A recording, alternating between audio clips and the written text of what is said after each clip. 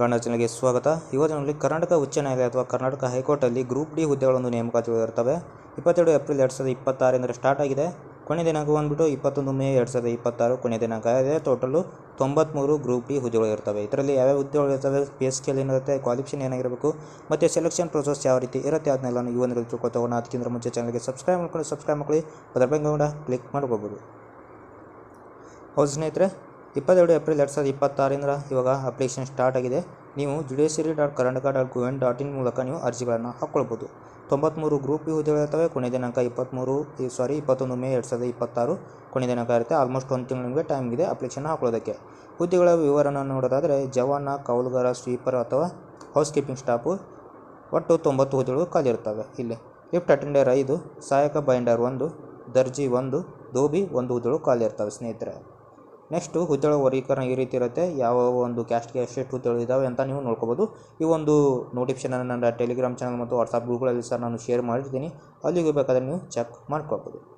ಇದರ ಒಂದು ವೇತನ ಶ್ರೇಣಿ ಅಥವಾ ಪೇ ಸ್ಕೇಲ್ ನೋಡೋದಾದರೆ 19,900 ಹಿಡಿದು 63,200 ತನಕ ನಿಮಗೆ ಪೇ ಸ್ಕೇಲ್ ಇರುತ್ತೆ. ಜವಾನ, ಕೌಲ್ಗಾರ, ಸ್ವೀಪರ್, ಜವಾನ ಅಥವಾ ಸಹಾಯಕ ಬೈಂಡರ್ಗೆ.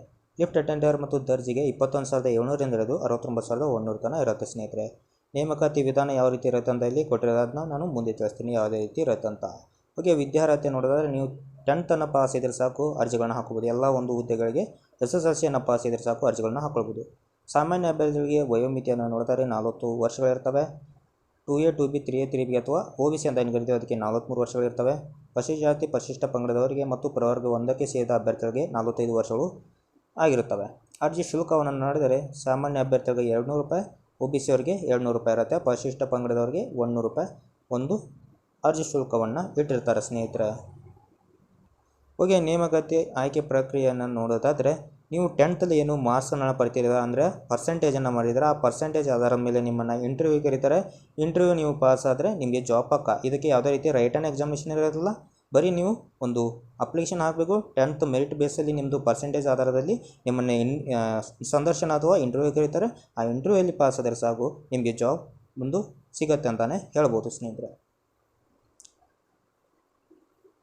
ಓಕೆ ಸ್ನೇಹಿತರೆ, ಇಷ್ಟಾಗಿತ್ತು ಇವತ್ತಿನ ವಿಡಿಯೋ. ಇದೇ ರೀತಿ ವಿಡಿಯೋಗಳಿಗೆ ಚಾನಲ್ ಸಬ್ಸ್ಕ್ರೈಬ್ ಮಾಡ್ಕೊಂಡು ಹೇಳ್ತಾ ವಿಡಿಯೋ ಮುಗಿಸೋಣ. ಜೈ ಹಿಂದ್, ಜೈ ಕರ್ನಾಟಕ.